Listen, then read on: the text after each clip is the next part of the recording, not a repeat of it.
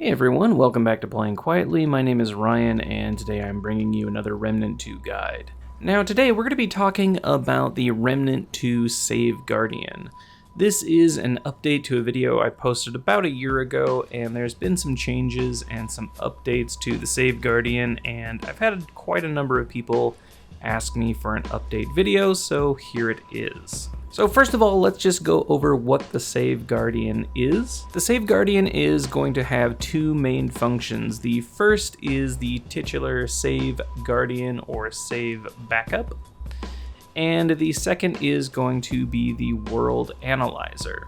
The World Analyzer is incredibly useful in that it is not only going to show us all of the locations, but all of the missing items that we have in whatever instance we have loaded in our worlds. And of course, the save backup is going to back up all of our saves so that if we made some kind of mistake, we can reload a previous save and start from there. So in order to download the Remnant 2 Save Guardian, all you're gonna do is go to Google, type in Remnant 2 Save Guardian. The first thing that should pop up is this GitHub link from Razmataz, and hang on.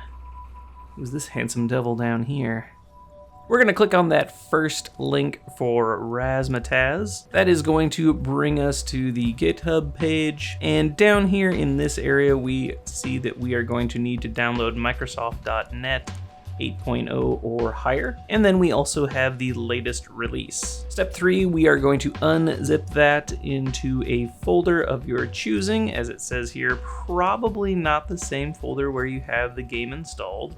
I recommend just doing it on your desktop, making a separate folder for the Save Guardian, and then unzipping into that folder that you have created. And then within that folder, once it is unzipped, we are going to run the remnant saveguardian.exe. Once you have done all that, you are now going to have access to the Save Guardian. So let's go over what some of this stuff is. So over in the top left corner, we have the three dashes. That's of course going to open the flyout menu, which is just going to show the save backups, the world analyzer, the logs, and some settings. There are some settings here that you can mess around with. I would recommend just keeping them on this. We can source the information. We can either choose the remnant.wiki or the Fextralife. However, I do not recommend using Fextralife. It is by default, it is on the remnant.wiki. I would recommend keeping it there. So let's go ahead and take a look at the World Analyzer first. So right off the bat, we can see that we have a character selector. So for me, I have two characters. I have my regular character here, the Ritualist Invoker, which has a power level of 785, and then I have my hardcore character, which is Invoker Ritualist, with a power level of 184. For the purposes right now, we are going to use my regular game character, so that's going to show us all the information for that character down here. To the right of that, we have a filter thing, so we can just search by the filter bar here. Below that, we have three tabs. We have our campaign, so we can see everything that is loaded up in the campaign instance. Next to that, we have the adventure tab, which is going to show us all the stuff we have loaded up for our adventure. And the missing items tab is just going to show us all the items that we currently do not have. So let's just do a quick demonstration here so that we can see how things are working. I already have an instance loaded up for Nerud, but let's go ahead and reload our adventure. Now, in order to do this, we're going to go over to the crystal as usual. We're gonna go ahead and reload our adventure mode, and I feel like doing something in La Salme, so we'll go ahead and So now, once you have reloaded your adventure mode, you're actually going to back out of the crystal and then touch it again.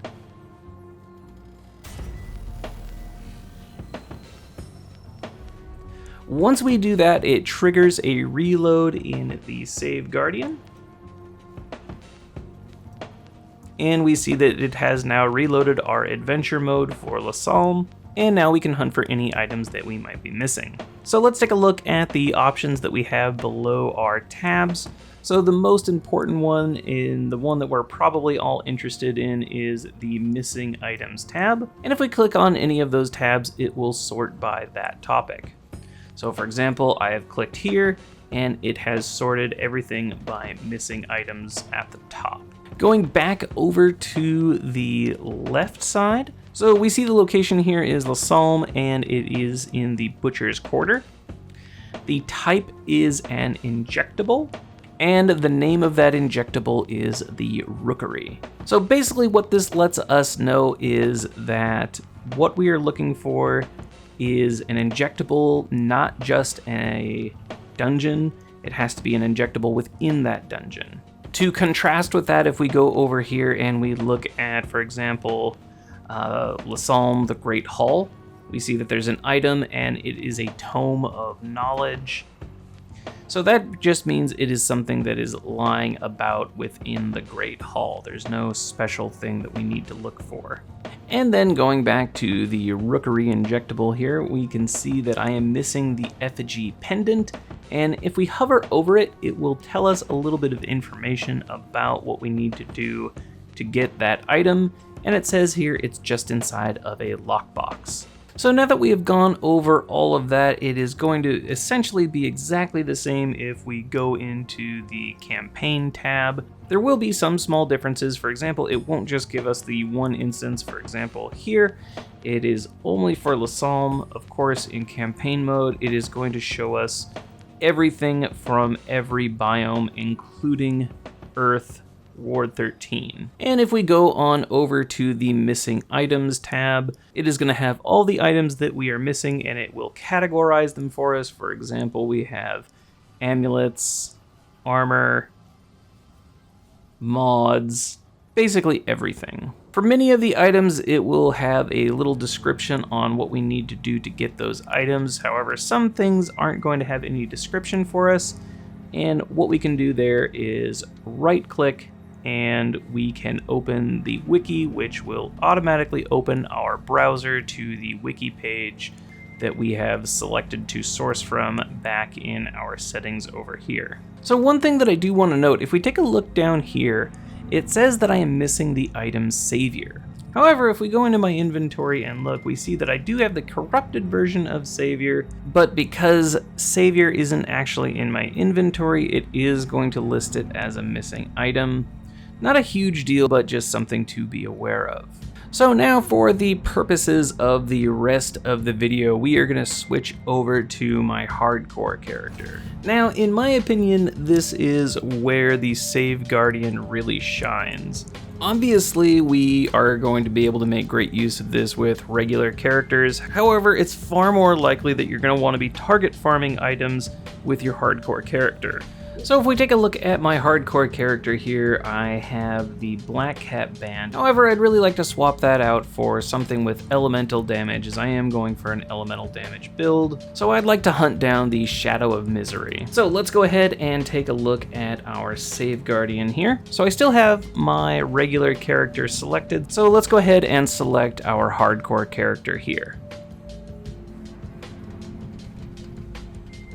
We see that switched over all the stuff that we have missing. So the Shadow of Misery is actually a pretty perfect item to look for, as it is just going to be a random world drop item for La Salme.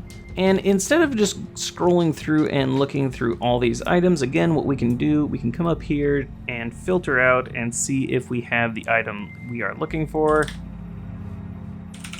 And unfortunately, we didn't get it. But what we can do from here, we're going to leave that in the box. We'll come over and we'll reset our world, re-roll, back out, touch the crystal to reload our Save Guardian, and we see right there we've got what we are looking for, the Shadow of Misery, and it's going to tell us right here that we need to go to the Forgotten Commune dungeon. So let's go ahead and make that happen. Now, before we get started with this run, let's talk about save backups. So the save backup option, if we click on that, we have a few different things we can see here. we see this little button here that says we are going to back up our current save.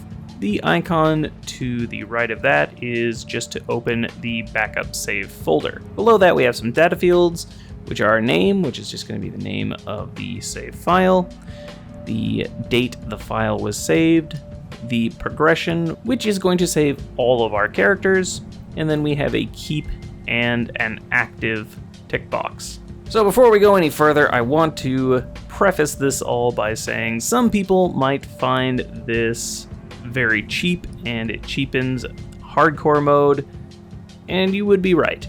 I don't disagree with you. However, for some people, this is probably what you came here for, as I have gotten tons and tons of comments asking me if the Save Guardian works in hardcore mode. And I can tell you that it definitely does. So we are standing here at the crystal. We are in no danger. So what we're gonna do, we have our Save Guardian, so we are gonna manually create a save by clicking on the disk here. We have made a new save, and I'm gonna click on Keep.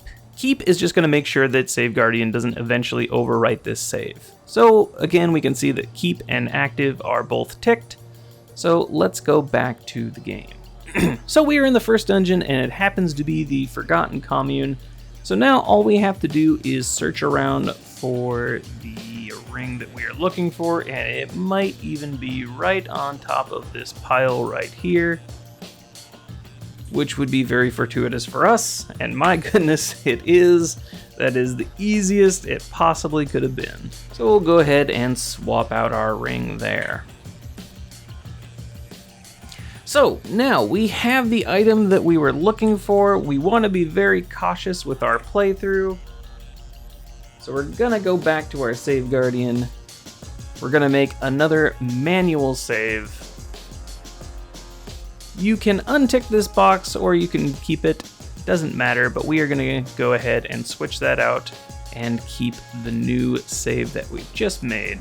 So now we're gonna continue into the dungeon and we're gonna make an oopsie. We're gonna pull all these enemies, which I'm sure is gonna go really well for us and nothing bad will happen.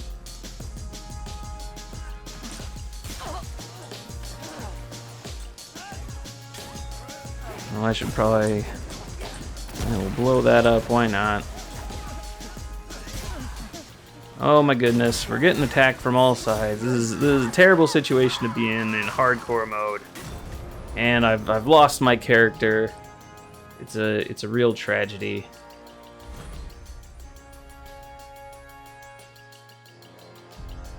And we are thrown back to the screen and we see that our hardcore character is dead. How very sad. So if this should happen to us, remember we have that backup save that we have kept. We can see it right there. What we're gonna do from here is we're gonna exit the game. And as my game is shutting down,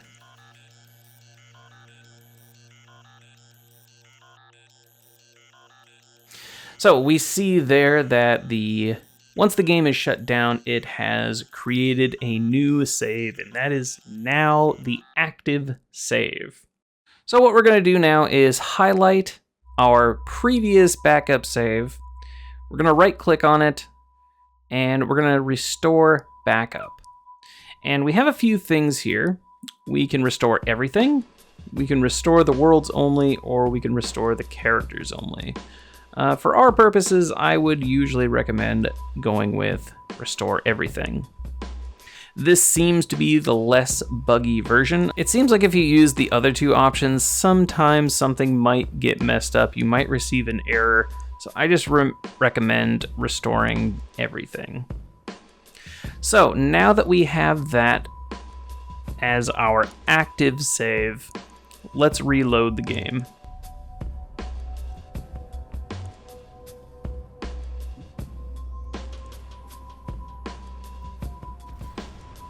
And as the game reloads, we are going to get a message saying hardcore mode. Please only exit with the in-game settings when playing in hardcore mode. We're gonna click OK. And just like that, our hardcore character is brought back from the dead. So the Save Guardian has a number of applications, not just for kind of cheesing hardcore mode, but for example, maybe if you had made a wrong dialogue choice, you could reload to a state from before that dialogue took place, and then go back and make some different options.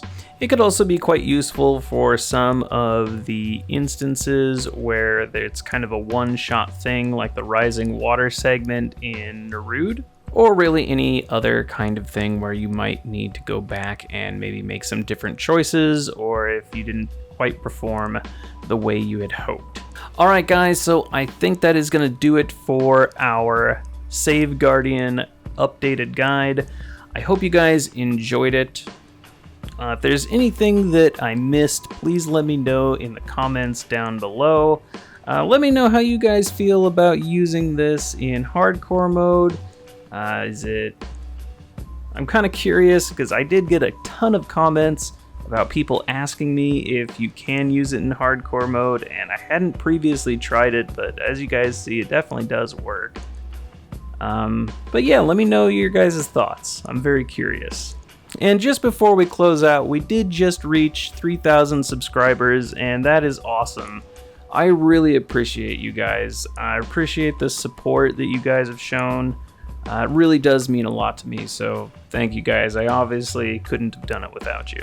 But beyond that, keep your eyes out for more videos coming out all the time. But until then, we'll see you guys next time. Have yourselves a good one.